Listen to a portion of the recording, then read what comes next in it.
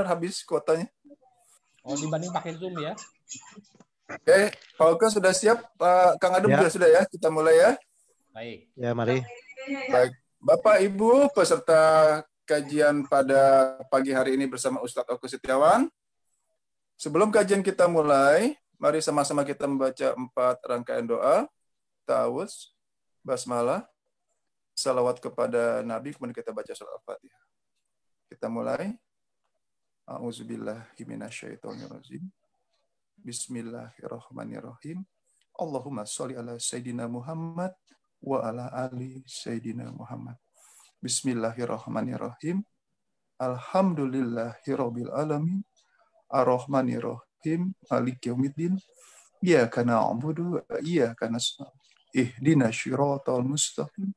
Shiratal ladzina an'amta 'alaihim ghairil maghdubi 'alaihim waladdallin.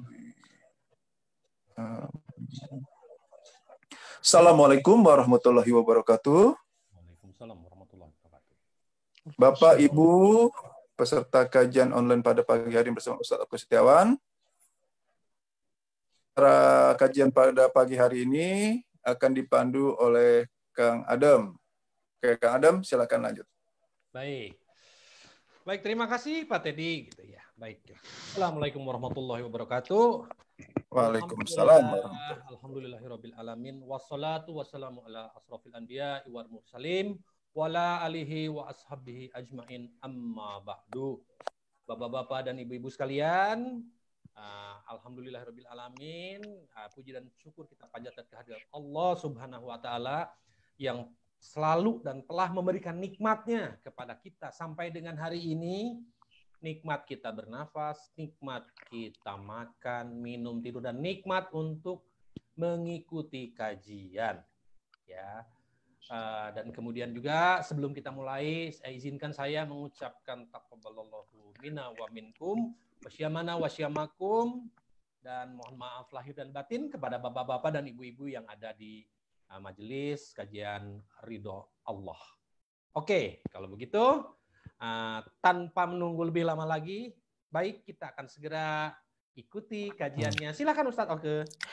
Ya, baik, terima kasih kepada Kang Adem dan kepada semua jamaah. Seperti biasa, karena ini di awal Ramadan ya, di bulan Syawal, jadi sekali lagi saya mohon maaf lahir batin kalau ada kesalahan-kesalahan ya kepada Kang Adem dan seluruh tim koordinator di Bandung yang selalu ingin menyelenggarakan acara kajian rutin ini yang seperti biasanya sebenarnya kita lakukan workshop ya Kang Adem ya secara live di kita bertemu, tapi mudah-mudahan situasi ini secepatnya berakhir sehingga kita bisa bertemu kembali nanti di Bandung ya seperti biasa mengadakan workshop.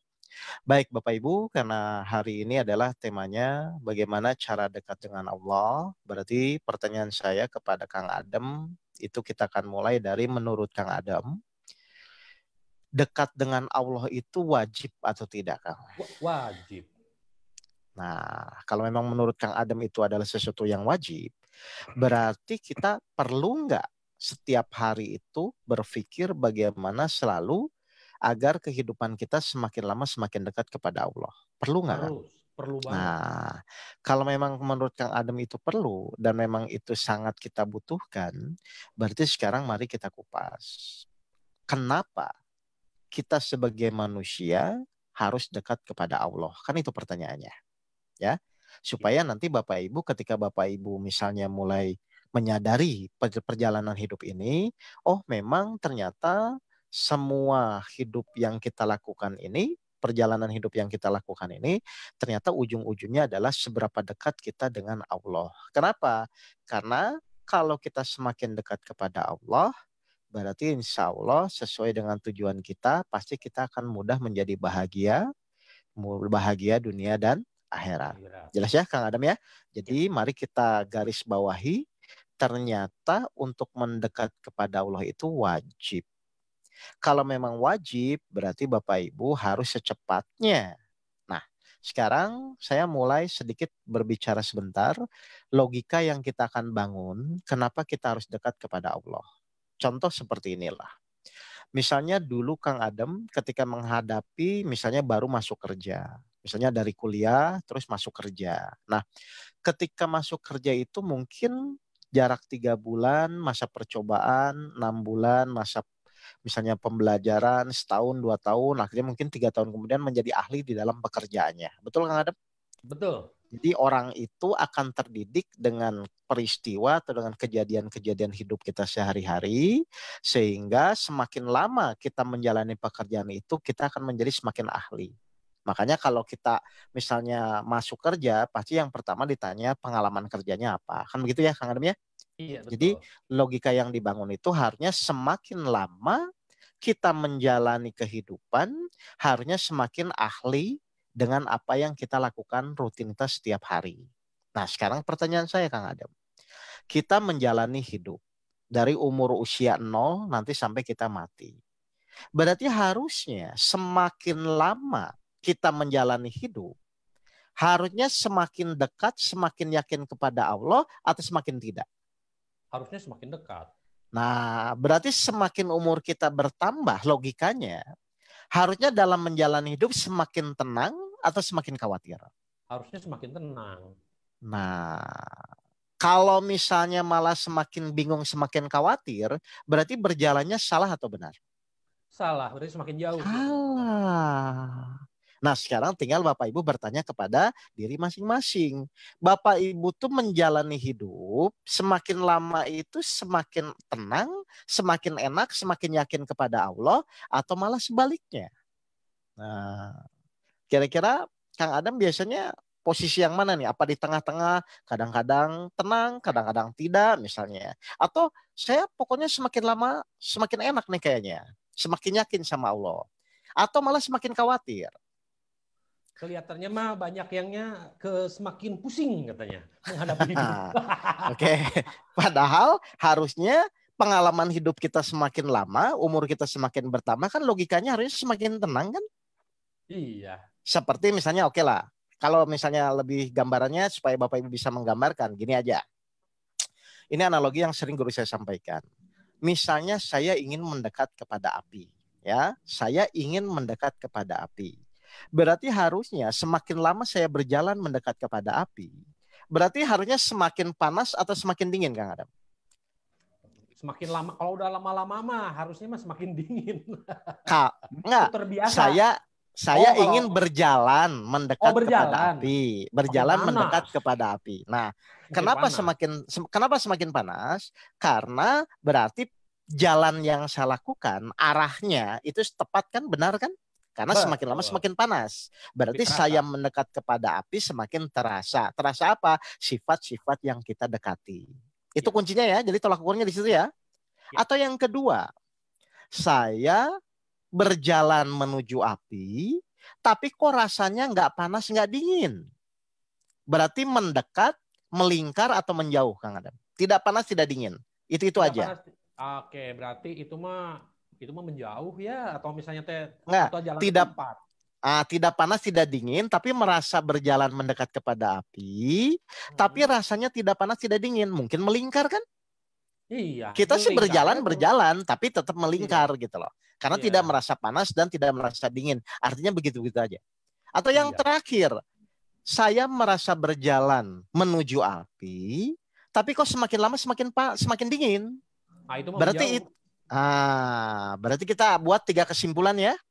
Jadi yang pertama kesimpulannya, kalau orang benar berjalan mendekat kepada api, berarti semakin lama semakin panas. Berarti jalannya sudah benar. Yang kedua, situasi yang kedua, tidak merasa panas, tidak merasa dingin, begitu-begitu saja. Berarti jalannya melingkar. Yang ketiga, kok saya merasa berjalan tapi kok semakin dingin. Berarti pasti jalannya menjauh meskipun dia merasa mendekat. Kan begitu ya Kang Adam ya? Iya, betul. Nah, mari sekarang kita kupas. Bapak Ibu merasa mendekat kepada Allah. Kalau orang merasa mendekat kepada Allah, berarti semakin lama harusnya semakin apa Kang Adam? Harus semakin baik, semakin tenang, semakin merasakan merasakan sifat-sifat yang didekati. Ya kan? Berarti Allah maha tenang, maha tidak khawatir. Kan begitu ya? Betul. Berarti kalau kita hidup ke arahnya semakin lama semakin seperti itu, berarti jalan kita sudah benar atau salah? Sudah benar. Benar, karena semakin merasakan, semakin umur bertambah, semakin yakin, semakin tenang di dalam menjalani kehidupan. Kan begitu ya Kang Adam ya? Betul. Nah, atau yang kedua, merasa sudah mendekat, merasa sudah belajar ke sana ke sana, tapi kok begini-begini aja, punya masalah tetap pusing, tetap emosi, tetap bingung. Itu kira-kira mendekat, melingkar atau menjauh? Begini-begini aja. Melingkar. Atau yang terakhir kondisinya, saya merasa mendekat, kok menjalani hidup malah semakin pusing, semakin bingung. Berarti kira-kira melingkar, mendekat atau menjauh? Menjauh itu ke kutub utara ya. Sekarang Bapak Ibu saya tanya di room ini, kalau memang Bapak Ibu merasa mendekat kepada Allah, apakah Bapak Ibu tuh sudah semakin tenang di dalam menjalani hidup? Atau begini-begini aja, sholat iya, umroh iya, tapi begini-begini aja? Atau malah semakin pusing? Kebanyakan Biasanya yang nomor 2 mana? dan 3. Nomor 2 dan nomor 3. Kalau nggak begitu-begitu aja, tambah ini pusing. Lopus istilahnya, loba pusing. Nah, berarti kan sebenarnya ini kita bisa rasakan masing-masing ya. Nah, jadi bisa dirasakan masing-masing silahkan. Makanya mari sekarang di session ini kita akan belajar bagaimana sih sebenarnya supaya kita cara mudah untuk mendekat kepada Allah. Berarti kalau yang namanya cara tuh harus dilakukan nggak Kang Adam? Harus. Nah, jadi tolong ya Bapak Ibu setelah kajian ini kita akan lakukan bersama-sama supaya tujuan kita mendekat kepada Allah bisa tercapai dengan cara yang mudah agar Bapak Ibu nanti menjalani. Sehingga Bapak Ibu semakin tua atau semakin menjalani sisa umur ini, akhirnya semakin tenang di dalam menjalani kehidupan, bukan sebaliknya. Baik, Pak Teddy seperti biasa bantu saya, kita akan mulai dari surat 50 ayat 16. Ya. Kalau cara itu berarti ya harus dilakukan ya Bapak Ibu ya. Kalau ceramah ya silahkan didengarkan saja. Tapi kalau cara suka tidak suka Bapak Ibu harus melakukan. Supaya akhirnya apa? Hidup itu cuma sekali. Masa bertahun-tahun khawatir terus nggak habis-habisnya. Ya. Silakan Ustadz Teddy bantu saya di surat 50 ayat 16. Surat Qaf ayat 16. Ya. Dan sungguh kami telah menciptakan manusia dan mengetahui apa yang dibisikkan oleh hatinya. Dan kami lebih dekat kepadanya daripada urat lehernya. Nah, coba Kang Adam saya mau nanya. Di situ kan Allah berfirman bahwa kami lebih dekat daripada urat lehernya. Kang Adam ya? Sekarang pertanyaan saya. Berarti sebenarnya Allah itu sudah dekat atau belum? Sebetulnya sudah dekat. Oke, sudah dekat ya? Jadi sangat dekat. Siap. Nah, sangat dekat. Berarti Allahnya sudah dekat. Ya kan? Ya. Benar nggak ini? Betul banget. Kalau kalau Allahnya sudah dekat, berarti untuk dekat kepada Allah harusnya mudah atau tidak? Harusnya mudah dong. Nah, karena Allahnya sudah dekat ya? Iya, karena Allahnya udah mendekatkan dirinya sendiri kepada kita. Betul. Berarti bolanya di siapa sekarang? Kalau mau dekat atau tidak sama Allah? Di kita. Nah, berarti ya untuk dekat kepada Allah harusnya mudah atau sulit? Harusnya mudah banget. Nah, kalau orang dekat kepada Allah tuh yang tadi kita sebutkan khawatir atau tidak harusnya? Tidak. Nah, kalau khawatir itu kurang ajar nggak? Super itu mah, kurang ajarnya. Udah didekati, ibaratnya gini, udah didekati tapi mendengus dan nggak mau gitu kan. Nah, kan gitu kan? Harusnya sekarang pertanyaannya, terus apa yang menyebabkan kita tuh tidak dekat dengan Allah? Pada logika yang dibangun tadi, Allah lebih dekat dari urat leher kita. Logikanya harusnya Allah sudah sangat dekat. Tinggal urusannya kita itu mau atau tidak dekat dengan Allah. Kan begitu kan? Ayo saya mau nanya, Kang Adam tuh kalau ditanya ingin dekat sama Allah atau tidak? Ya pengen lah. Pengen. Kira-kira kalau kita tanya kepada Allah, Allah pun senang kita dekat dengan Allah atau tidak? Iyalah, harusnya lebih senang. Nah, Allah ingin kita dekat dengannya. Kita pun senang dekat dengan Allah. Berarti harusnya untuk dekat kepada Allah mudah atau sulit? Mudah sekali. Nah, sudah. Nah, ini ada pertanyaannya. Karena kita nggak percaya kepada Allah, katanya. Pertanyaan saya balik. Yang membuat Bapak Ibu tidak percaya kepada Allah apa?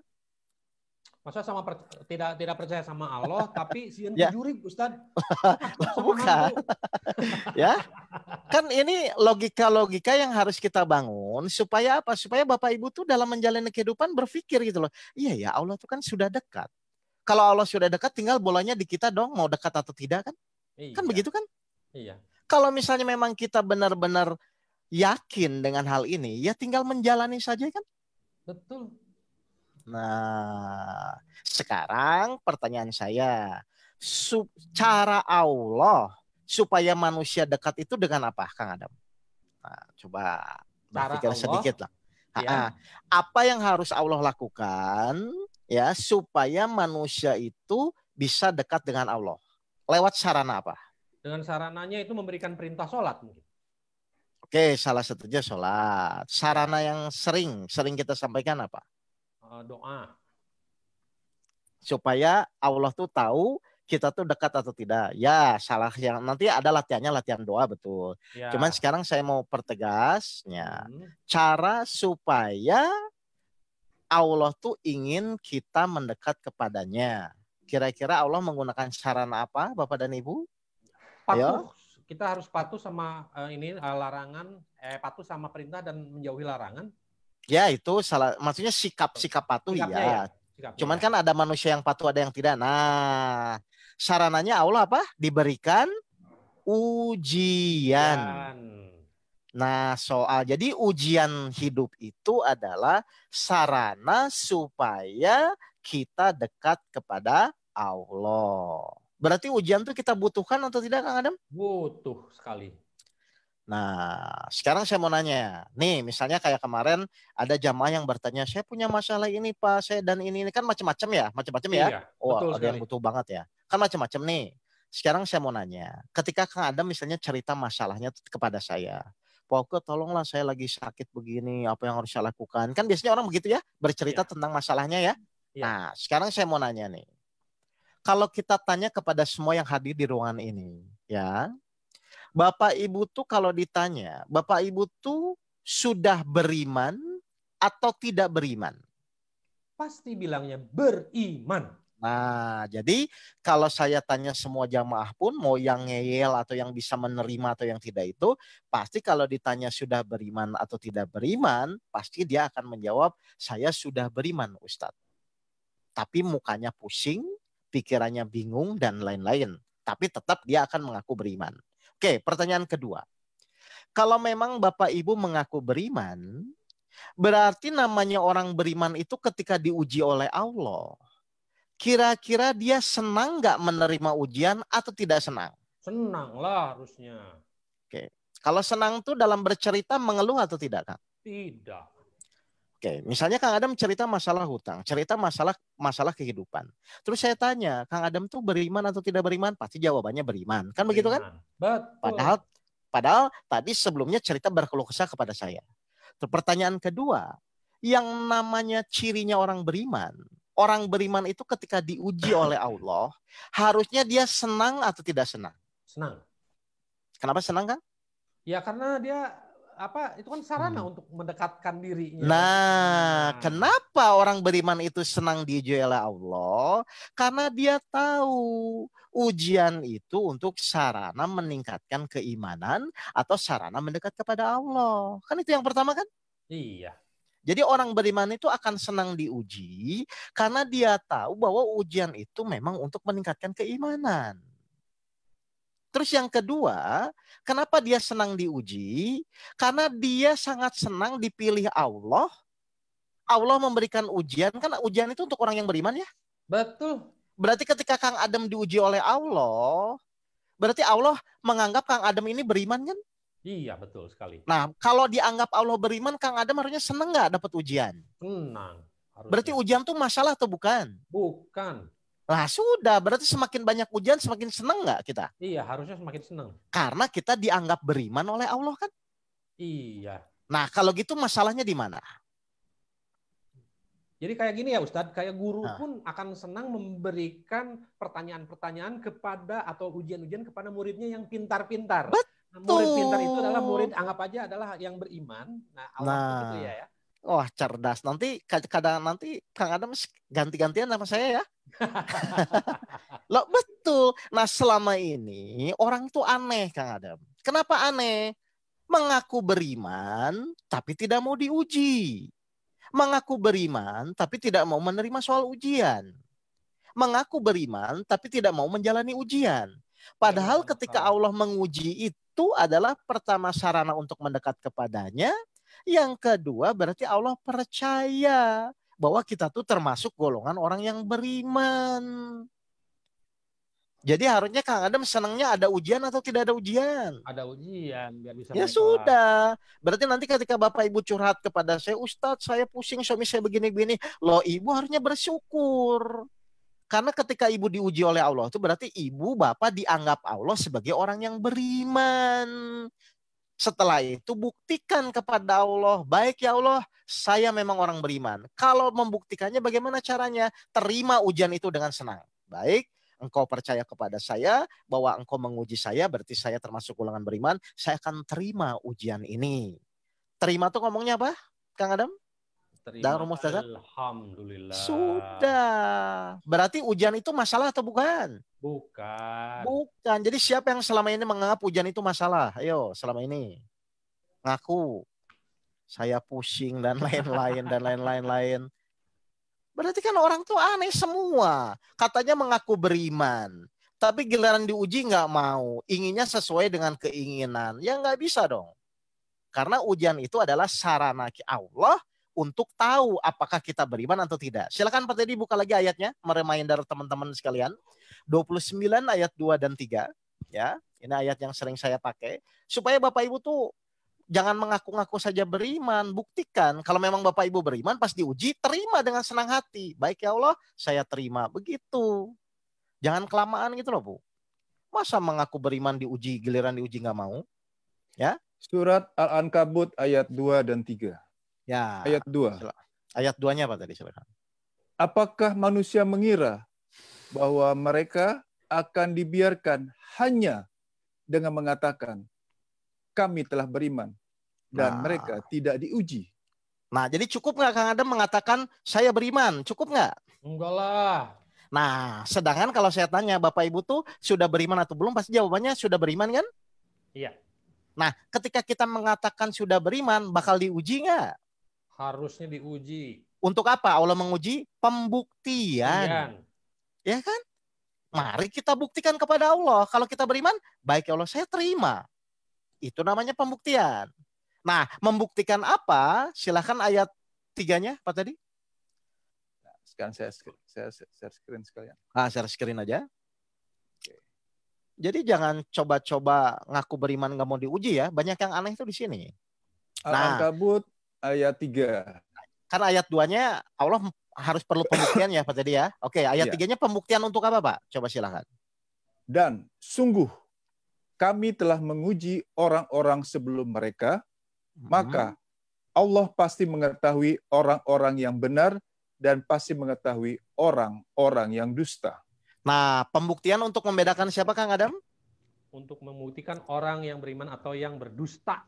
Nah, kalau orang beriman diuji senang nggak? Nah, terbukti itu.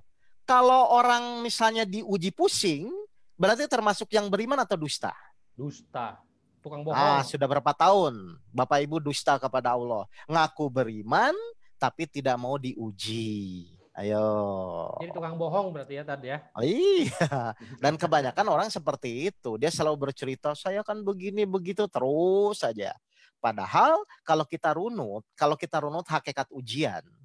Coba deh, perhatikan ya. Kan selalu orang itu merasa bermasalah kan karena selalu bercerita dari sudut pandang dia sebagai manusia kan.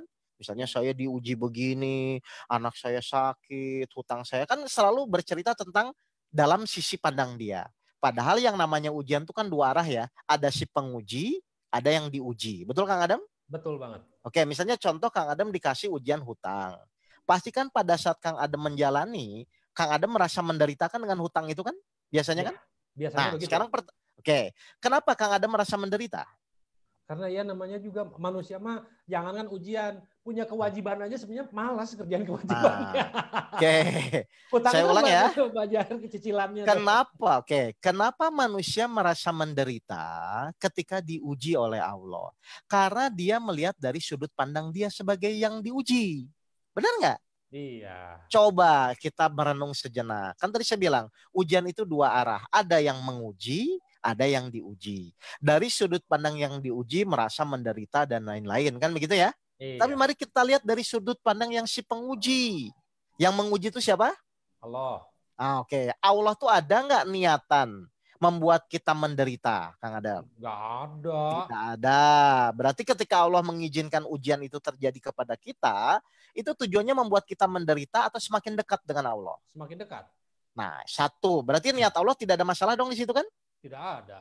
Oke, yang kedua, betul tidak bahwa ujian itu sesuai dengan kemampuan hambanya? Sesuai. Lah kalau sesuai, berarti harusnya mudah nggak kita menerima ujian tersebut? Harusnya mudah menerimanya. Harusnya mudah. Lihat dari sisi Allah. Berarti dari sisi Allah, sebenarnya ujian itu untuk membuat masalah untuk kita atau tidak harusnya? Tidak. Lah tidak ada masalah kan? Iya. Berarti kalau kita sekarang diuji Allah bermasalah, yang salah ujiannya atau sikap kita dalam menerima masalah? Sikap kitanya. Nah, kenapa kita selalu bermasalah di dalam ujian? Karena yang pertama kita selalu memandang dari sudut pandang kita sebagai yang diuji. Padahal ujian itu ada dua sudut pandang. Satu sudut pandang dari sisi Allah yang memberikan ujian. Satu dari sudut pandang dari sisi kita sebagai yang menjalani ujian. Ya. Ternyata dari sisi Allah, Allah tidak ingin ujian itu membuat kita menderita. Berarti kalau kita merasa menderita, salah sendiri. Sudah Terus berapa satu tahun? lagi. Nah, gimana? Ada satu lagi kita manusia Kenapa? itu dikasih ujian, dia merasa dirinya susah. Yang terakhir itu ada dia lebih senang lagi untuk cari bocoran jawaban alias instan. Ya, memang dasarnya manusia. Ya, memang dasarnya manusia seperti itu. Cuman sekarang marilah ya, supaya pertanyaannya adalah bagaimana ketika Bapak Ibu dengan cara ujian itu kan sarana untuk mendekat kepada Allah ya, karena judulnya mendekat kepada Allah ya. Berarti sekarang bagaimana caranya supaya Bapak Ibu tuh bahagia ketika Bapak Ibu menjalani ujian. Kan begitu aja kan? Iya. Sehingga Bapak Ibu yang tadinya mengaku beriman itu terbukti di hadapan Allah. Bukan ngomong doang gitu loh. Jelas Kang Adam ini? Siap.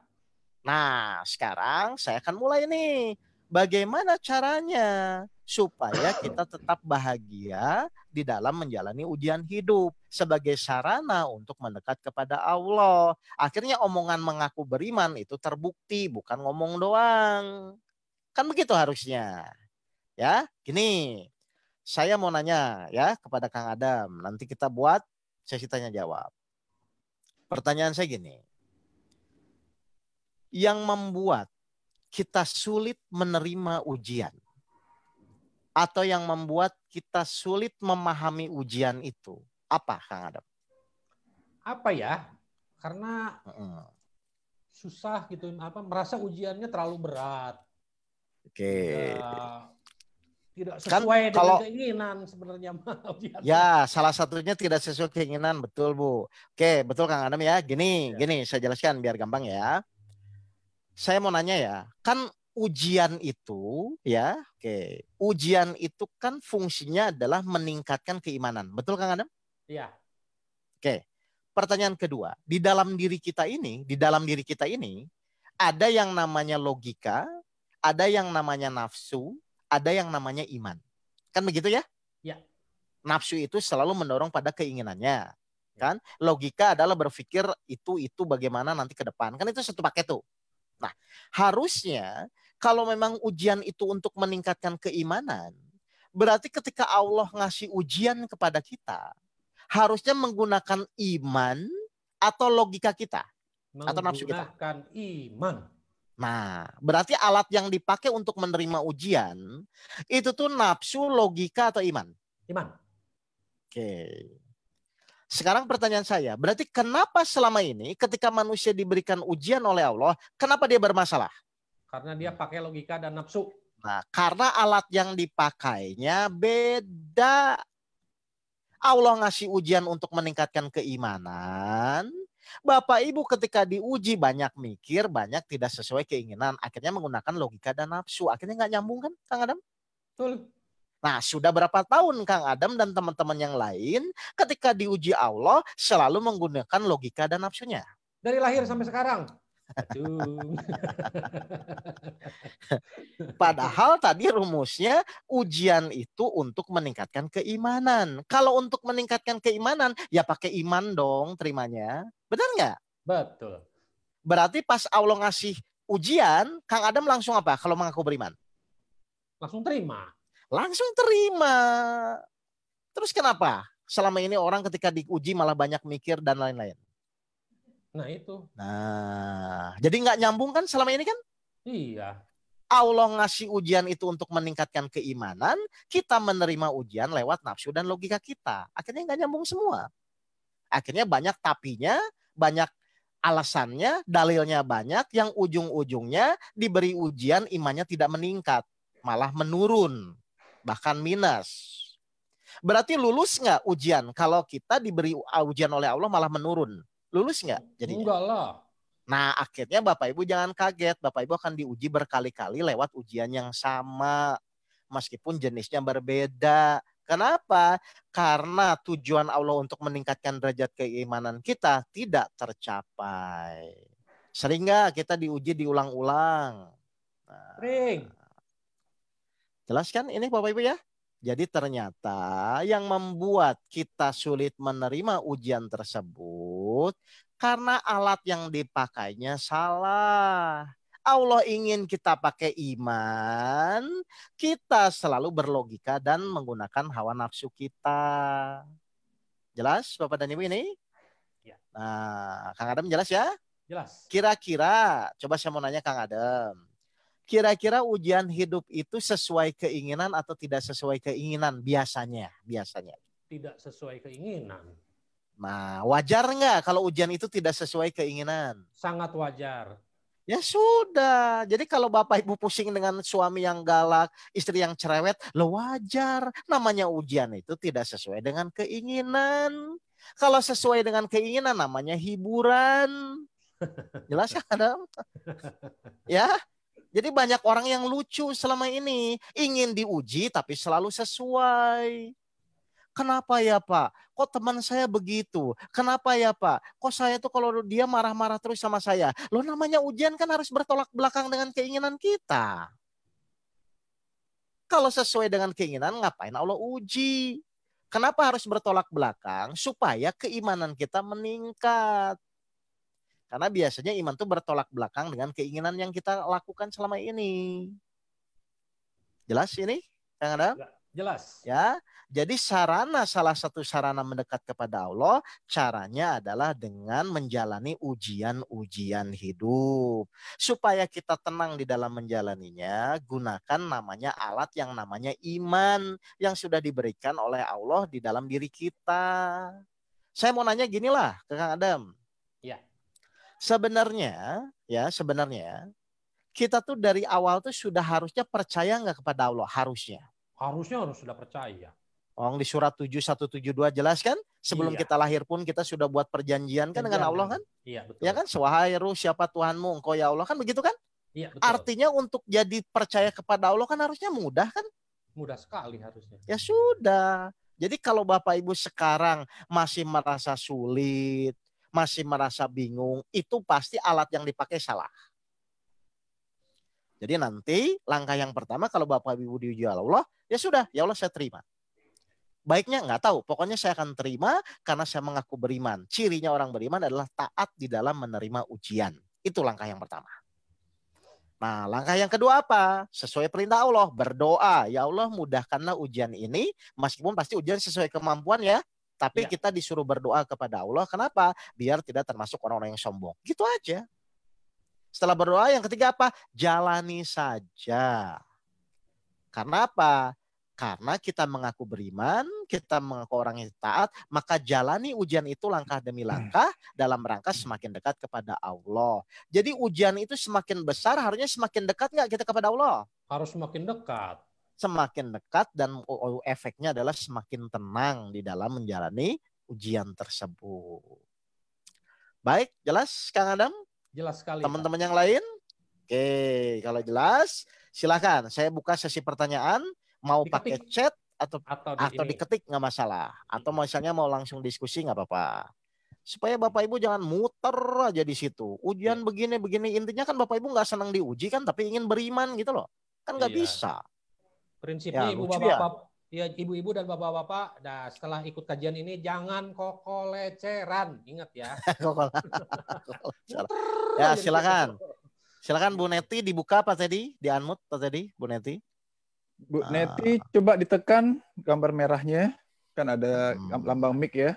Coba ditekan sendiri Bu, bisa nggak? Saya juga sambil coba. Langsung request unmute bisa Kak. Dah, silakan lanjut Bu Neti. Silakan Bu Neti. Pak Oke, maaf saya mau nanya. Kalau tanda-tandanya bahwa gini, selama ini kan saya sudah belajar untuk mencoba menerima berdoa dan sebagainya. Tapi kok semakin ke sini berat gitu loh. Makin berat lagi. Saya bertahan maksudnya terima. Oke. Bagaimana ya? Ya. Oke, gini ya. Bagus, pertanyaannya ini aplikasi ya. Jadi kita langsung saja. Kalau saya simpulkan, Bapak Ibu merasa berat itu kan karena Bapak Ibu berpikir hasilnya kan? Ya. Benar nggak? Ya. Kenapa nggak selesai-selesai? Kan begitu kan Bu Neti kan? Ya. Jadi sekarang udah enggak. Kalau gitu beratnya di mana? Beratnya itu maksudnya gini loh Pak, ujiannya itu misalnya contohnya dengan diri saya gitu ya. Saya sekarang sudah bisa menerima kondisi utang misalnya. Oh udah nggak apa-apa, saya menerima, saya ikhlas ya Allah dengan keadaan seperti ini. Saya mencoba untuk membangun usaha misalnya kayak gitu.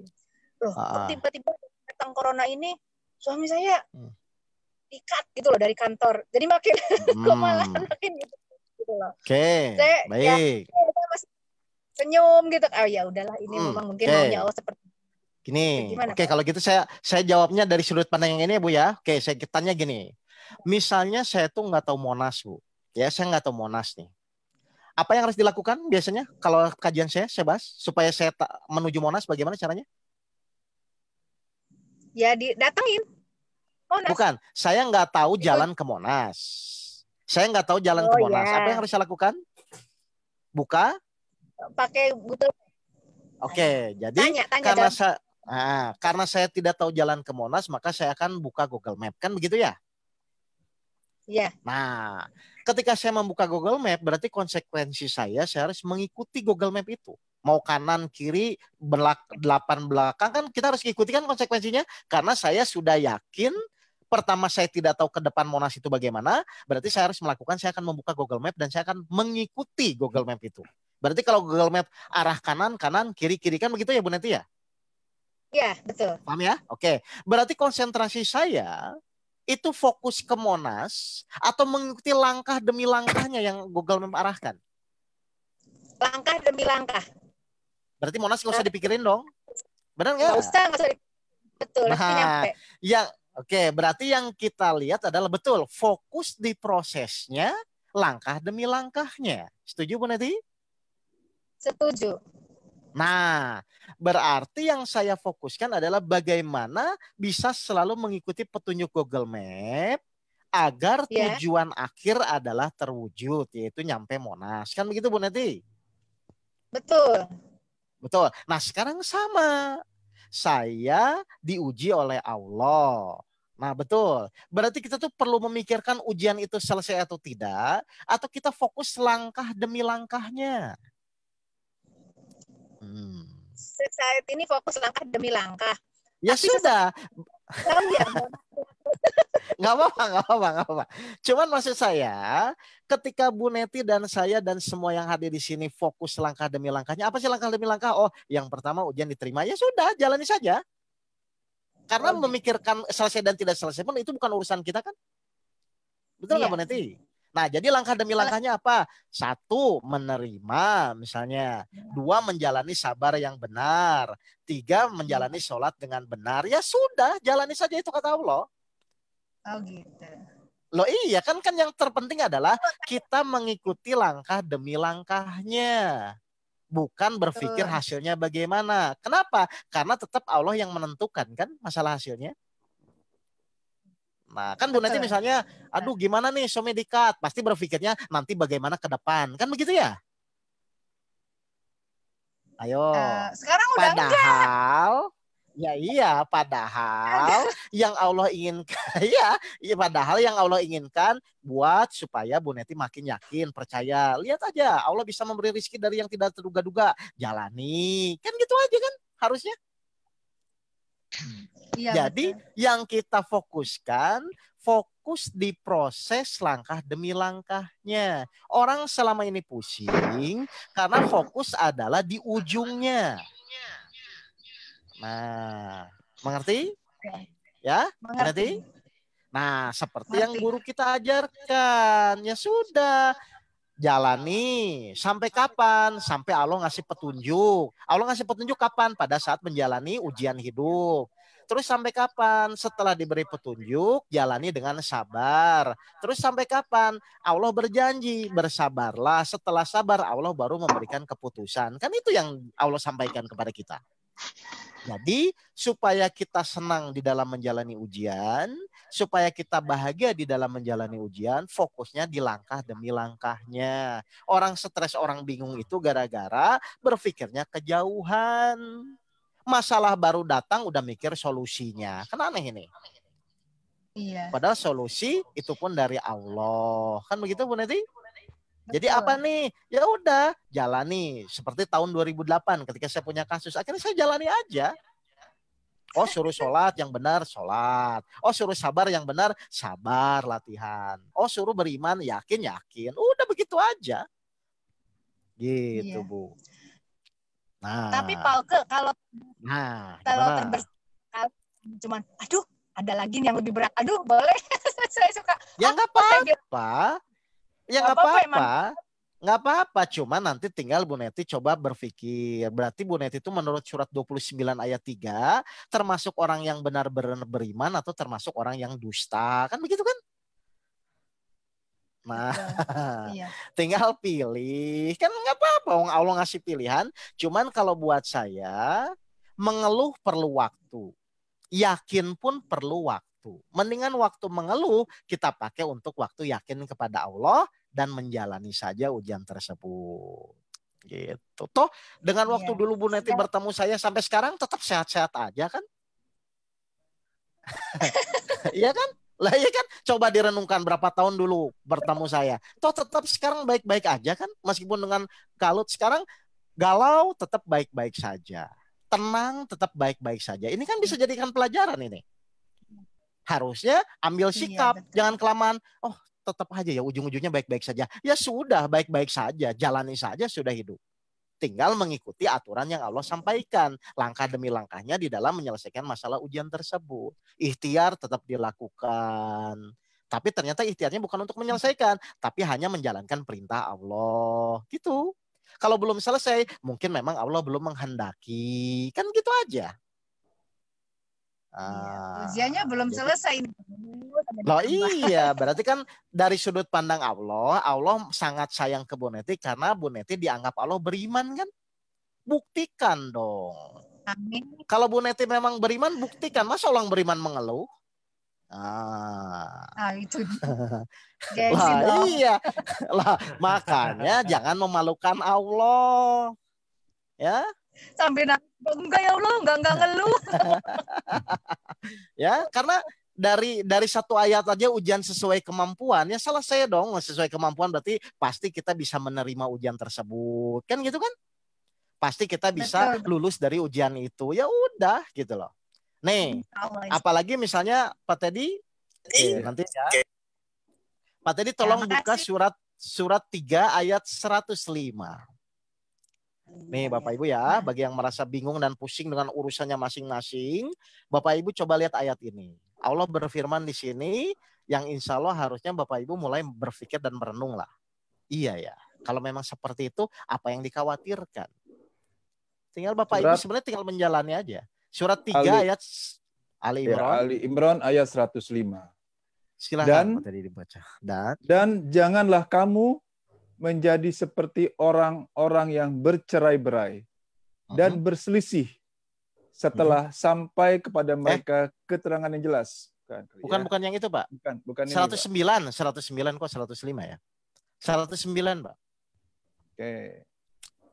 Ya, silakan.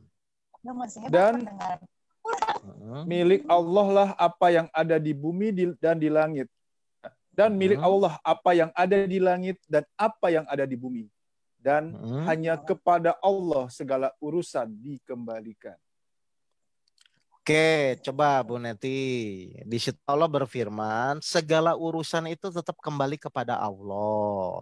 Nah, sekarang pertanyaan saya kepada Bapak dan Ibu semua.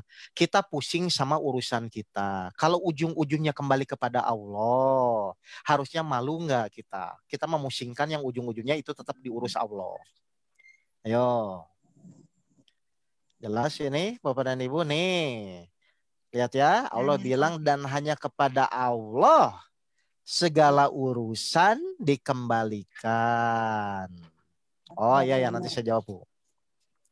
Jelas ini Bu? Jelas Pak. Ya, jadi yang kita pusingkan tuh ternyata urusan Allah juga kan Bu? Betul. Lah terus ngapain kita pusing yang bukan urusan kita? Itu urusan Allah kok. Berarti Ibu memusingkan yang urusan Allah kan? Emang Ibu mau menyelesaikan? Hah? Emang Ibu yang mau menyelesaikan? Allah kembalikan segala urusan kembali kepada Allah kok. Jadi tugas kita ikhtiar menjalani dengan sabar. Kan begitu kan? Nah, jelas ya Ibu ya. Jadi fokus kita supaya kita enjoy, supaya kita bahagia di dalam menjalani ujian, fokuskan pada langkah demi langkahnya. Seperti saya mau ke Monas, saya berarti harus keluar dulu, masuk jalan MT Haryono, terus belok ke tol kota, keluar, masuk Sudirman, terus langkah demi langkahnya. Saya nggak mikir Monasnya, yang penting saya mengikuti langkah demi langkahnya. Sama. Kita hidup dikasih petunjuk tuntunan namanya Al-Quran. Ya ikuti langkah demi langkahnya. Ujian itu harus diterima karena kita mengaku beriman. Setelah itu tetap kita berdoa mohon kepada Allah agar dibimbing. Meskipun Allah tetap bimbing loh. Terus seperti apa? Jalani ujian tersebut, hadapi karena sesuai kemampuan. Sampai kapan? Sampai kita diberikan keputusan oleh Allah karena kita bersabar. Nah tadi ada yang nanya, coba Pak tadi buka surat 10 ayat 109. Dia ada yang bertanya tuh kalau nggak salah, maksudnya bagaimana Ustadz? Memberi petunjuk tapi tetap sabar tuh ini Bu ayatnya Bu. Ya, yang Ibu yang bertanya tadi. Ibu coba. Ini yang bertanyanya Timmy HF. Ya, bagaimana katanya menjalani ujian itu petunjuk dengan sabar hubungannya. Ada Bu di surat 10 ayat 109. Ya. Surat Yunus surat 10 ayat 109. Ya, jadi Ibu-ibu ikuti aja yang menurut Al-Quran langkah demi langkahnya ikuti saja, nggak usah mikir hasil ujiannya. Itu tetap Allah nanti tentukan, tapi berdasarkan usaha yang kita lakukan memang. Silakan Surat Pak Teddy. Yunus ayat 109. Dan ikutilah. Oke. Dan ikutilah apa yang diwahyukan kepadamu. Jadi yang pertama. Bersabarlah. Oke. Yang pertama adalah Ibu ketika mendapatkan ujian atau masalah hidup adalah ikuti apa petunjuk dari Allah. Kalau Ibu bingung petunjuk itu apa, Al-Quran jelas, ya. Kan Al-Quran itu petunjuk yang nyata kan? Lihat aja kata-kata Al-Qurannya apa. Jadi ikutilah apa yang diwahyukan atau petunjuknya yaitu Al-Quran.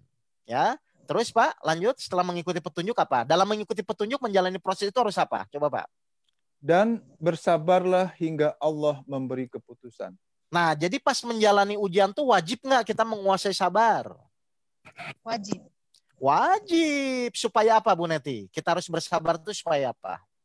Supaya Allah mendampingi. Supaya Allah memberikan keputusan. Kan gitu kan? Kan kita ingin selesai itu. Betul. Jadi dalam menjalani ujian itu kita wajib bersabar. Bagaimana supaya Allah memberikan keputusan? Terus Allah kejar lagi, dialah hakim yang terbaik. Berarti keputusannya pasti yang terbaik enggak? Pasti yang terbaik. Tapi enggak sesuai dengan keinginan kita. Kita tetap menerima enggak? Harus menerima karena Allah itu pasti yang Kalau Maha gitu tahu. masalahnya di mana? Nggak ada masalah. Ya sudah. Meskipun tidak sesuai, tapi pasti yang terbaik. Karena Allah sudah bilang, dialah hakim yang terbaik. Jadi kira-kira menjalani ujiannya jadi enjoy nggak? Harusnya enjoy. Harusnya enjoy. Secara tidak sadar akhirnya semakin dekat kepada Allah. Kan gitu kan? Atau yang guru kita pernah sampaikan lah, cara yang lebih mudah itu coba berdoa, tapi berdoanya yang langsung bisa dikabulkan. Contoh, misalnya Bu Neti di dapur, doanya gini aja, ya Allah mudah-mudahan saya memasak ini tidak gosong. Bener nanti pas masak terus tidak gosong, alhamdulillah doa saya dikabulkan. Jadi doa-doanya tuh yang simpel-simpel, tapi bisa semakin yakin gitu loh Bu. Atau misalnya sekarang kita perjalanan nih dari rumah mau ke kantor. Ya Allah tolong beri saya keselamatan menuju kantor. Pas sampai kantor selamat. Bener ya doa saya dikabulkan. Nah itu memunculkan rasa keyakinan Bu nantinya. Jangan doa yang muluk-muluk dulu ya. Misalnya minta naik haji itu kan kepanjangan itu. Maksudnya doa yang pelan-pelan supaya Bapak Ibu merasa iya ya kalau sama Allah itu tinggal minta. Akhirnya Bapak Ibu secara tidak sadar nanti akan dekat kepada Allah. Betul. Jelas Bu Neti ya? Paham ya? Jelas, Jadi doa-doanya ya. Oke. Baik, silakan ada pertanyaan lagi? Oke, ada di Kayaknya banyak pertanyaan. nih. Ya ini ya, yang ini harus saya jawab dulu. Ya. Ini adalah yang dari pertanyaan dari From G. Pak Ustadz, gimana kita tahu kalau kita itu mendapatkan petunjuk dari Allah? Oke. Bagaimana supaya kita tahu kita mendapatkan petunjuk dari Allah? Berarti saya akan balik. Tolak ukurnya. Orang mendapatkan petunjuk, cirinya orang mendapatkan petunjuk itu apa? Kan begitu ya? Beriman. Coba Pak tadi buka surat 2 ayat 38. Cirinya orang mendapatkan petunjuk dari Allah. Ciri. Berarti kalau ciri itu kan kita pasti yang tahu itu ya kita sendiri nanti. Gitu. Biar Bapak Ibu jangan terjebak ini petunjuk atau bukan. Lihat aja cirinya. Kalau Bapak Ibu kurang yakin ya tinggal jalannya saja Al-Qur'an itulah. Buka ayat-ayat Al-Qur'an dijalani, itu enak nanti. Silakan Pak Tadi. Cirinya orang mendapatkan petunjuk dari Allah. Surat Al-Baqarah ayat 38. Oke, Kami ini cirinya berfirman. Ya, kami berfirman. Turunlah kamu semua dari surga. Kemudian, jika benar-benar datang petunjukku kepadamu, barang siapa mengikuti petunjukku, tidak ada rasa takut pada mereka, dan mereka tidak bersedih hati. Nah, jadi cirinya orang mendapatkan petunjuk apa, ibu-ibu, Bu? Tidak Kang takut. Adam, ciri. Tidak takut, tidak khawatir, tidak pusing, tidak segala lah. Jadi kalau ibu misalnya tanya, saya tuh dapat petunjuk atau tidak? Ya sekarang saya tanya kepada ibu. Ibu tuh dalam menjalani ujian tuh tidak khawatir, tidak takut atau pusing. Kan begitu kan? Nah, tadi saya bilang kenapa orang pusing? Biasanya orang pusing tuh memikirkan hasil. Supaya tidak pusing bagaimana? Ya ikuti saja langkah-langkah yang Al-Quran sampaikan. Oh, supaya masalah cepat selesai, jadikanlah sabar dan sholat sebagai penolongmu. Ya jalani saja. Iman, sabar, sholat. Kan gitu kan? Oh, supaya saya misalnya mudah menerima ujian itu, lihat dari sisi Allah. Gunakan iman, jangan kebanyakan mikir. Itu aja jalani. Jadi langkah-langkah ini yang ibu harusnya konsentrasi di situ. Kenapa? Karena kita nggak akan mengetahui hasil tuh terserah Allah nanti. Allah yang akan menentukan kapan ujian selesai, kapan Allah akan mengambil ujian tersebut. Karena tetap hak prerogatif Allah. Kenapa? Tadi sudah dijelaskan. Surat 3 ayat 109. Segala urusan akan kembali kepada Allah. Jadi kalau ibu mau habis-habisan pun pusing dan lain-lain tetap tidak akan bisa. Oke, lanjut. Pertanyaannya banyak ini. Silakan Kang Adam. Ini ada. Ini ada yang atas dulu Pak. Pak Kang Adam, bentar. Ada yang atas nih. Yang atas. Oke, yang atas. Silakan. Yang apa yang... Bagaimana cara memperkuat iman? Baik. Yang mana? Bagaimana cara memperkuat iman? Ya. Baik, saya mau nanya nih kepada Bapak Ibu tadi. Kalau Bapak Ibu dapat ujian hidup, kalau menggunakan iman tuh mikir atau enggak? Enggak lah. Gimana Kang Adam? Mikir atau enggak? Enggak lah. Nah, berarti langkah awal untuk memperkuat keimanan Bapak Ibu, kalau ada apapun ujian masalah hidup, langsung terima.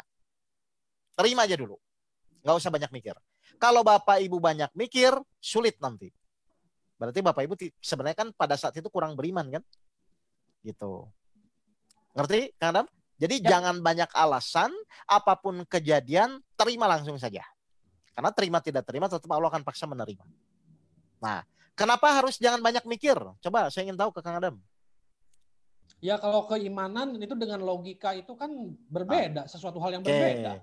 Ini ada kuncinya ya. Kenapa kita ketika menerima soal ujian tuh langsung terima, nggak usah banyak mikir. Pak Teddy buka surat 15 ayat 39 pelajaran guru kita tentang ikhlas. Nah, ini penting nih. Kenapa Bapak Ibu harus jangan banyak mikir? Pokoknya langsung terima dulu.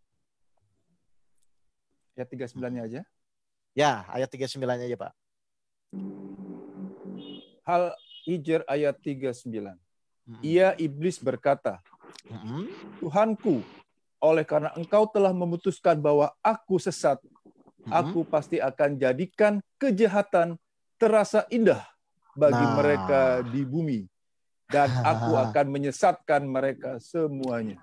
Nah, jadi ketika Kang Adam diuji Allah, iblis akan dengan segala cara yang intinya Kang Adam jangan menerima ujian tersebut.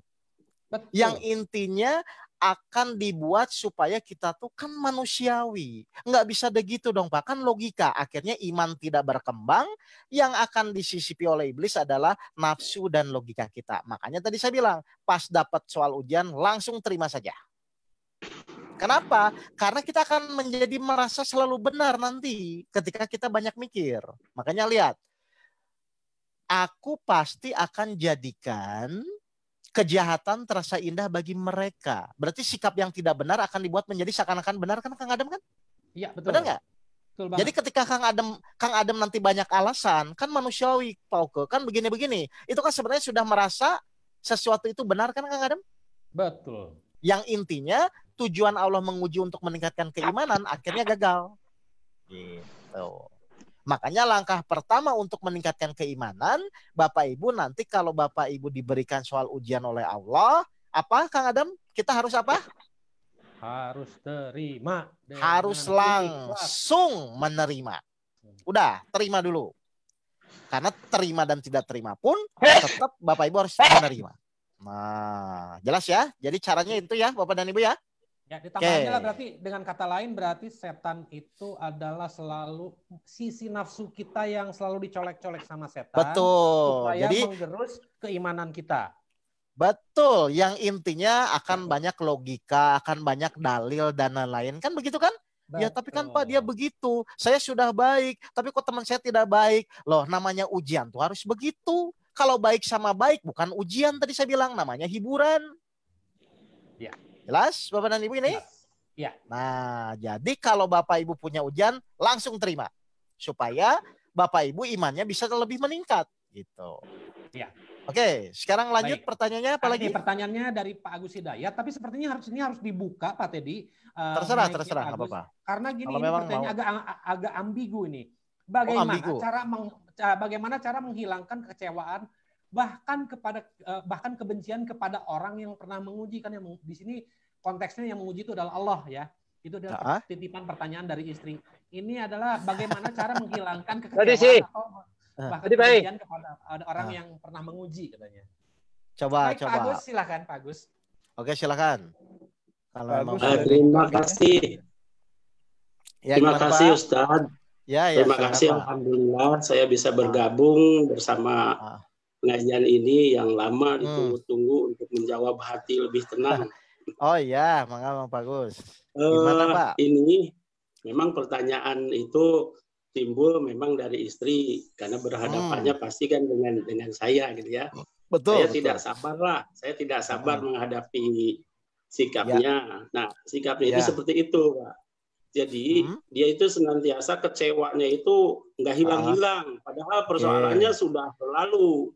lalu baik. sudah oke sekarang tidak ada persoalan, tapi kebencian dan kekecewaan terutama kepada orang, maksudnya yang memberi ujian itu, maksudnya orang yang bersangkutan itu kebenciannya itu kayak apa luar gitu, biasa. kayak setan, Baik. kayak apa gitu. Oke. Itu. Baik. Jadi ingin kayaknya bagaimana menghilangkan itu katanya. Oke, sekarang kita kupas dulu ya Pak Gus ya. Iya. Setuju nggak yang namanya ujian itu berarti ada yang mengerjakan, ada soal ujian. Betul ya? Jadi kalau namanya ujian itu biasanya ada pelatih, ada yang melatih. Paham ya? Jadi kalau saya tanya Pak Gus, dalam kasus istri Pak Agus, kira-kira soal ujiannya siapa? Istrinya atau orang yang menyebalkannya? Ya kalau bagi saya, istri saya lah. Oke, berarti istri Pak Agus sebagai soal ujian, kan begitu ya? Iya. Berarti Pak Agus yang menjalani ujian kan? Yang mengerjakan Pak Agus kan? Nah, saya mau nanya, kira-kira kita tuh bisa merubah soal ujian nggak Pak Agus? Ya enggak lah. Oke, berarti yang dirubah itu berarti istrinya atau Pak Agusnya? Maaf. Oke, saya ulang ya. Kan istri Pak Agus kita setuju tadi soal ujian, betul Pak Agus? Ya. Oke, berarti namanya soal ujian itu kan kita nggak bisa rubah, namanya soal ujian dari Allah kan, lewat sarana istri Bapak, kan begitu? Ya. Nah, yang mengerjakan supaya ujian itu selesai, berarti kan Pak Agus. Betul Pak Agus? Betul. Oke. Berarti kalau Pak Agus ingin lulus dalam ujian ini, berarti soalnya diterima dulu atau tidak diterima? Diterima dulu. Oke, berarti sekarang Pak Agus bisa menerima nggak kenyataannya istrinya begitu? Oh, sangat bisa, sangat bisa. Oke, kalau sangat bisa menerima, masalah atau tidak? Oh, tidak masalah. Ya, berarti tidak masalah kan? Ya. Oke, kalau tidak masalah, berarti mau istrinya tetap begitu. Kalau tidak masalah, kalau meskipun istrinya tetap begitu, berarti masalah enggak harusnya? Iya, jadi maksudnya kok belum berubah-ubah, jadi. Loh, kalau gitu masalah dong. Lah katanya bisa menerima, gimana ini? Loh, ayo saya mau kunci nih. Iya, itu maksudnya gini. Loh, saya sudah sabar, tapi kenapa dia sendiri masih mengutik-utik masa lalu kan Pak Agus bisa menerima, kan gak ada masalah. Oh iya. Loh, Pak Agus. Loh. Berarti masih pakai logika Pak Agus. Katanya Pak Agus bisa menerima. Ya kalau menerima gak ada masalah dong. Tapi kenapa kan gak bisa menerima? Oh, jadi kalau belum berubah, jadikan aja terus ujian ya. Kalau belum berubah, berarti Pak Agusnya secara tidak sadar masih belum bisa menerima. Oh. Karena kalau Pak Agus sudah menerima, nggak mungkin dong Allah tidak berbohong, janjinya bohong. Kan Allah bilang kalau kita bisa menerima, termasuk orang-orang yang sabar, Allah bersama, pasti Allah akan rubah istrinya. Tapi Pak Agus nggak usah mikirin itu. Yang fokuskan Pak Agus adalah bagaimana supaya Pak Agus bisa selalu menerima dengan sikap istri Bapak seperti itu. Kenapa Pak Agus harus merubah diri Pak Agus? Karena yang mengerjakan soal ujiannya Pak Agus. Soal ujiannya istrinya tidak bisa dirubah. Namanya soal kan nggak boleh dirubah, Pak. Itu terserah Allah kan. Tapi kita akan lulus ujian kalau kita bisa menerima. Kalau bisa menerima, Pak Agus masih mikir nggak istrinya berubah tidak berubah? Kalau bisa menerima. Ya sudah. Tidak akan Nah, pasti tidak akan berpikir seperti itu. Kenapa Pak Agus begitu? Karena yang Pak Agus konsentrasi adalah bagaimana secepatnya saya membuktikan saya beriman kepada Allah. Bagaimana saya secepatnya bisa taat menghormati izin Allah. Itu kuncinya. Kalau Bapak Ibu bisa fokus pada proses menerima itu, maka jangan kaget biasanya Allah secepatnya merubah permasalahannya. Jangan kaget secepatnya Allah menyelesaikan permasalahan tersebut. Sesuai ayatnya, bersabarlah hingga Allah memberikan keputusan. Jelas Pak Agus? Oh iya.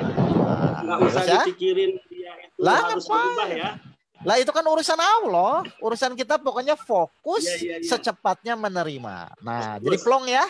Nah, Belum, baik. belum. Ya, silakan lanjut. Baik, ini ada pertanyaan, ini adalah masuk ya. Masuknya itu adalah lewat WA ya. Oh, lewat WA. Karena mungkin beliau menontonnya lewat FB. Ini Oh pertanyaan iya dari iya. Bu Yuli. Katanya. Oke. Menurut Bu Yuli, salat dengan salah satu cara untuk mendekatkan diri dengan Allah itu dengan caranya adalah salat. Nah, bagaimana kita tahu salat kita sudah benar dan diterima oleh Allah? Itu pertanyaan. Oh, gitu. Baik. Hal yang paling gampang gini aja lah. Kan cirinya kalau diterima dan tidak diterima kan kita tidak tahu ya, Kang Adam ya. Betul. Ya, artinya kan itu urusan itu hak prerogatif Allah. Cuman kalau Bapak Ibu ingin tahu cirinya sholat kita diterima dan tidak terima, kita lihat saja cirinya orang yang sudah melaksanakan sholat. Ya, mari kita lihat cirinya orang yang sudah melaksanakan sholat. Ustadz Teddy bantu saya surat 70, 19 sampai 22. Cirinya. Atau nanti di surat 29 ayat 45 itu cirinya. Tapi ini menurut saya lebih bisa difahami lah. Coba Ustaz Teddy. Ya. Jadi kalau kita ingin tahu sholat kita tuh diterima atau enggak, ya lihat aja cirinya. Cirinya orang sholat diterima tuh bagaimana gitu. Ya. Surat Al-Ma'arij ayat 19 sampai 22. Tuh, silakan. Sungguh manusia diciptakan bersifat suka mengeluh. Suka mengeluh. Terus? Apabila dia ditimpa kesusahan, dia berkeluh kesah. Dan apabila mendapat kebaikan atau harta, dia jadi kikir. Kecuali orang-orang yang melaksanakan sholat. Nah, jadi Kang Adam cirinya orang yang melaksanakan sholat itu apa katanya?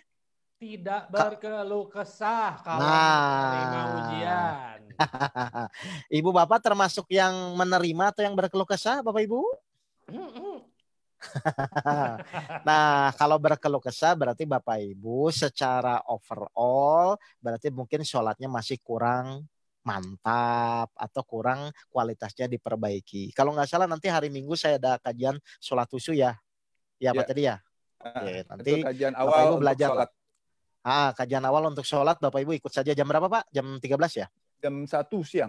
Oke, karena pengajian Pak Guru kan pagi. Jadi Bapak Ibu pagi pengajian Pak Guru jam 10 sampai jam 12, nanti saya siangnya pengajian sholat khusyuk ya. Jadi Bapak Ibu, nanti Bapak Ibu tingkatkan kualitas sholatnya ya. Jadi diterima tidak diterima itu kita lihat saja cirinya. Karena kita juga tidak tahu apakah sholat kita diterima atau tidak. Ternyata cirinya orang yang melaksanakan sholat itu harusnya dalam menjalani ujian tidak mengeluh. Nah, jadi mengeluh tuh manusiawi atau sebenarnya perlu kita perbaiki, Kang Adam? Harus diperbaiki. Nah, awas ya kalau yang ngomong manusiawi berarti dibuat oleh iblis terasa indah. Seakan-akan mengeluh itu manusiawi. Akhirnya jadi kewajaran kan? Sebenarnya Bapak Ibu sudah dimakan oleh iblis sebenarnya. Jelas ya Bapak Ibu ya?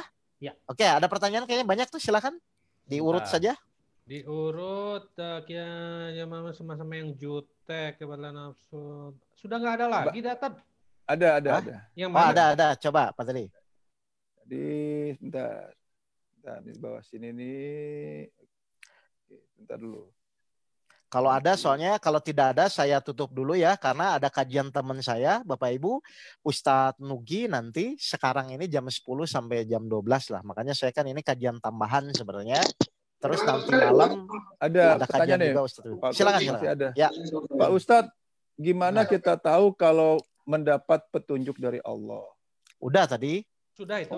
Itu udah. Sorry. Udah. Jadi caranya pokoknya pertama menjalani saja sesuai aturan Al-Quran. Jadi ujian itu harus diterima, langsung nggak usah banyak mikir, dalam ikhtiar tetap fokus untuk meningkatkan kesabaran sampai Allah memberikan keputusan. Itu sudah Pak tadi. Ada lagi nggak? Silakan. Atau misalnya mau langsung diskusi dengan saya nggak masalah. Kalau itu tidak, ada Pak Hanudin Hanjar tuh. Pak Hanudin silakan. Hanjar. Silakan Pak Hanudin. Diskusi. Mangga Pak Hanudin dari Cipanas. Ditekan mic-nya Pak yang warna merah supaya bisa langsung bicara. Silakan. Pak Hanudin. Ya. Yang mute yang mana ya? Nah, udah Pak. Udah. Oke. Silakan Pak. Bicara. Gimana Pak Hanudin? Assalamualaikum. Waalaikumsalam warahmatullahi wabarakatuh. Ya, gimana Pak? Nah, tadi Pak Ustadz menyebutkan bahwa kalau dapat ujian itu langsung terima gitu ya.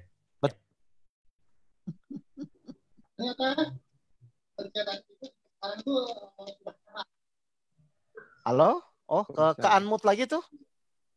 Coba ditekan lagi, ditekan lagi, Halo? Pak. Ya, gimana Pak Nurdin ya? Nanti kalau tadi Pak Ustadz menunjukkan bahwa kalau dapat ujian itu langsung terima gitu. Nah, itu supaya refleks itu bagaimana latihannya Pak Ustadz? Karena saya kadang-kadang suka lambat gitu, terima guru tuh dulu langsung terima gitu sadar. Ini gampang, Pak.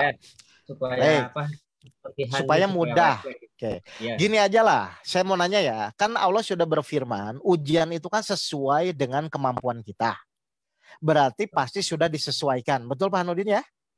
Yeah. Oke. Berarti yang akan Allah uji itu adalah kegiatan kita sehari-hari atau di luar kegiatan kita, Pak, biasanya kalau sesuai. Sehari-hari. Berarti misalnya Pak Hanudin ahli pertanian gak mungkin disuruh nyuntik orang kan?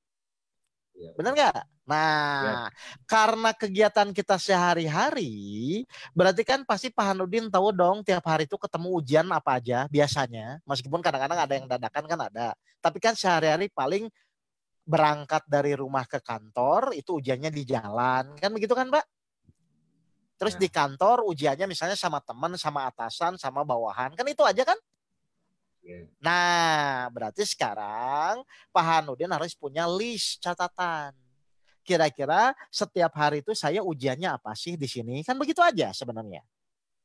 Oh, saya tuh biasanya ujian sama teman saya ditulis. Saya tuh biasanya ujian sama bawahan saya. Saya tuh ujian misalnya sama istri saya. Itu ditulis, Pak. Supaya apa? Supaya tidak kaget. Kan paling ujiannya itu muter-muter. Nggak mungkin misalnya tiba-tiba Obama nelfon ke Pak Hanudin marah-marah, kan nggak mungkin itu. Jelas gak nih? Ya kan? Jadi yang namanya ujian itu pasti disesuaikan dengan kegiatan yang sehari-hari kita lakukan. Nah, pasti kegiatan itu aja kan. Yang pekerja berarti dari jam 7 sampai jam 4, dari jam 8 sampai jam 5 akan mengalami ujian itu saja dalam pekerjaannya. Berarti harusnya kita tahu dong secara kisi-kisi, meskipun mungkin nanti ada sesuatu yang di luar kan ada. Tapi minimal kisi-kisi ujian saya, kalau saya seorang petani, berarti ujiannya tidak akan jauh dari misalnya tanaman, ya kan? Dari misalnya pemupukan, gagal panen, kan itu jelas saja itu. Dan harusnya itu sudah diulang-ulang kan Pak? Masa kaget terus Pak bertahun-tahun diuji anak, diuji istri? Kan aneh ini. Jelas ya Pak Hanudin ya? Jadi mulai di list, oh pasti ujian saya tuh di antaranya pasti ini gitu kan. Nah nanti kalau dapat ujian itu, kalau Pak Hanudin sudah mempersiapkan, kaget nggak harusnya? Ya, gitu ya. Jadi ujian itu akan biasanya sesuai dengan rutinitas kita sehari-hari. Meskipun kadang-kadang ada yang di luar memang ada gitu loh. Jelas Pak Hanudin ya? Nah, jadi jangan terjebak dengan rutinitas, hanya sekedar rutinitas. Tapi kita semakin meningkat. Oh, berarti nanti kalau si teman saya menjengkelkan, oh memang ini ujian buat saya. Baik, saya langsung terima. Gitu. Supaya lulus cepet gitu loh, Pak.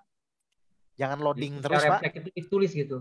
Nah, karena supaya poinnya intinya gitu. Jadi fokus gitu loh. Oh, ujian ini nih, berarti saya harus fokus nih dengan ujian ini. Mudah-mudahan secepatnya selesai. Gitu aja terus.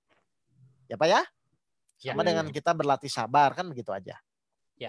Oke, ada lagi? Silakan. Ada satu lagi dari Pak Oh, satu lagi, silakan. Dari Ibu Nina Situmorang. Nah, itu pertanyaannya adalah tanda itu ujian itu apa Ustadz? Kalau soalnya yang sama artinya belum lulus ya, katanya begitu. Oke.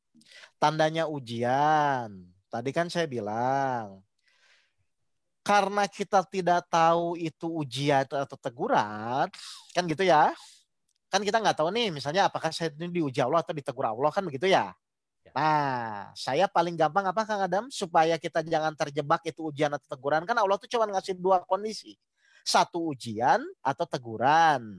Kalau misalnya sudah ditegur berkali-kali tapi ngeyel, maka diazab, kan gitu ya. Itu yang terakhir. Nah, Ibu Nina nanya, apa tanda-tanda ujian?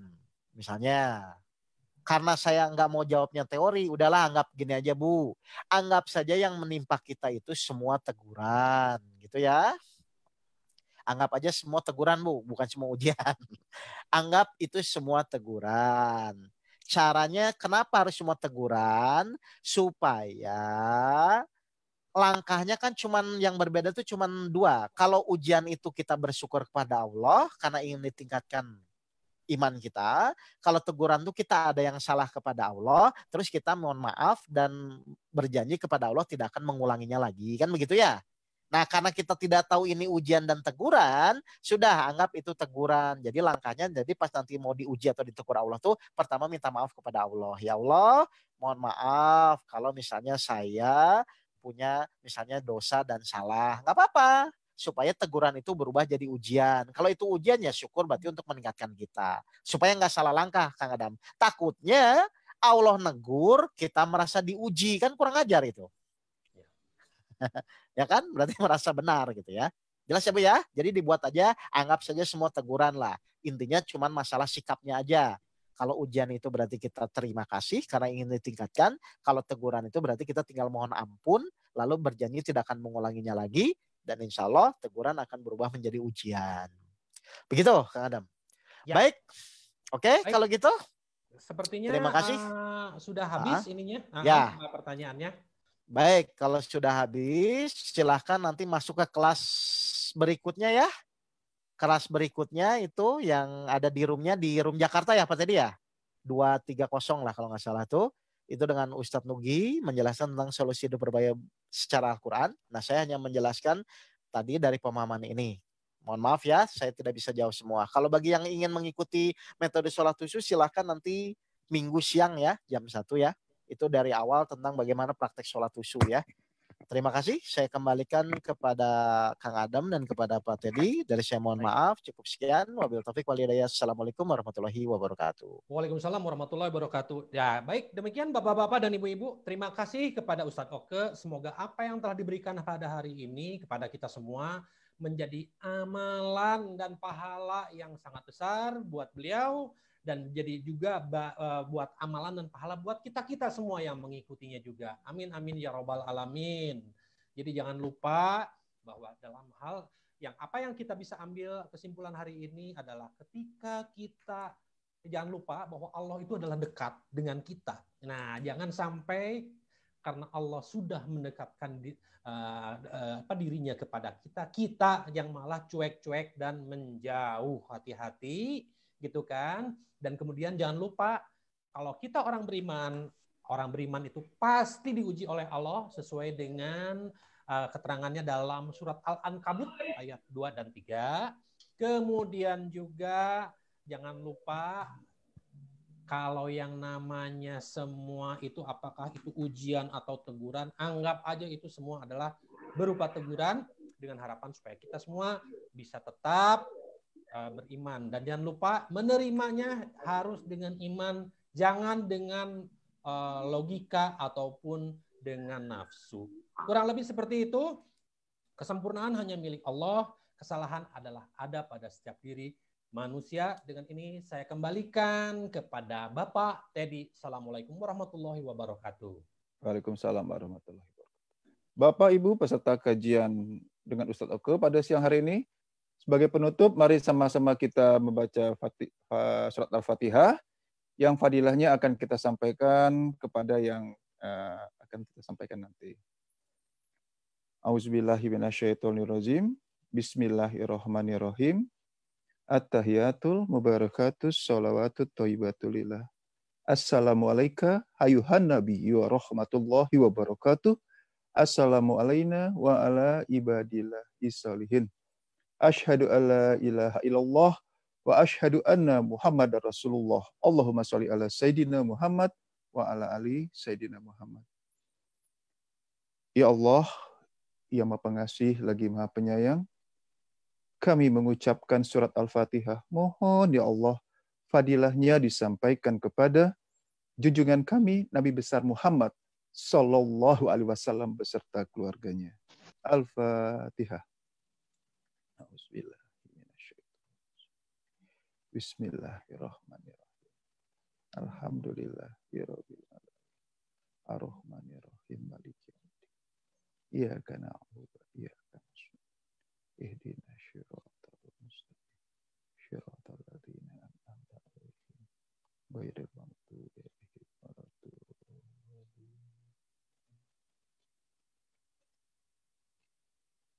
Ya Allah, yang Maha Pengasih lagi Maha Penyayang, kami mengucapkan surat Al-Fatihah. Mohon ya Allah, fadilahnya disampaikan kepada para rasul, para nabi, para sahabat Rasulullah Sallallahu Alaihi Wasallam beserta keluarganya, kepada Syekh Abdul Qadir Jailani, para aulia, para waliullah, para syuhada beserta keluarganya, kepada para malaikat Allah, kepada seluruh aparat Allah, baik yang mendampingi kami maupun yang bertugas menjalankan bumi dan langit beserta seluruh isinya. Al-Fatihah.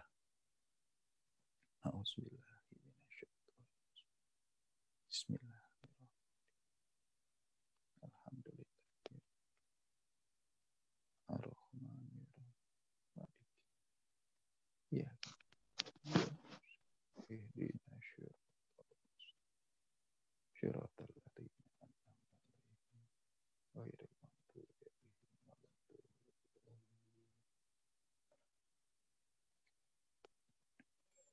Ya Allah, yang Maha Pengasih lagi Maha Penyayang, kami mengucapkan surat Al-Fatihah. Mohon ya Allah, fadilahnya disampaikan kepada guru kami, Bapak Antono Basuki bin Prahartono beserta keluarganya, dan guru-guru kami yang lainnya. Kepada kedua orang tua kandung kami, kepada mertua kami, kepada ibu kandung kami yang bernama, sebutkan namanya masing-masing.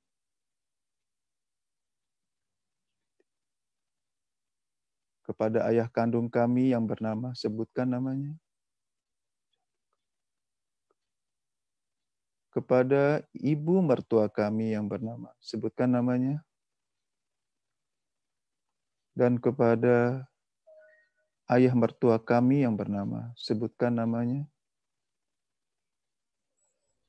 Kepada ahli kubur keluarga kami, ahli kubur keluarga besar pengajian ridha Allah, kepada seluruh keluarga besar pengajian ridha Allah, baik yang masih hidup maupun yang sudah meninggal dunia. Wabil khusus kepada seluruh anggota keluarga kami, anak-anak kami yang bernama, sebutkan namanya masing-masing.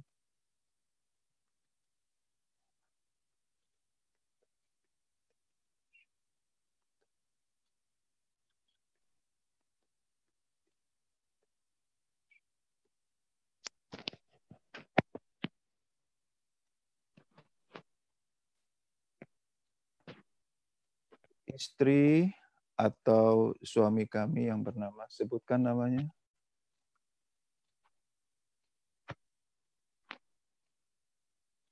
Dan kami yang hadir di sini. Al-Fatihah.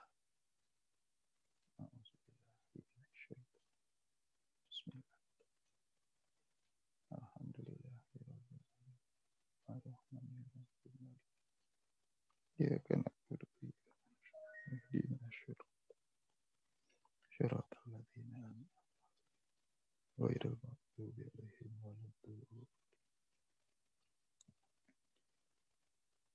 Bapak, Ibu, silakan dilanjutkan dengan doanya masing-masing dan jangan lupa mintalah untuk bahagia dunia dan akhirat. Mari doa masing-masing kita mulai.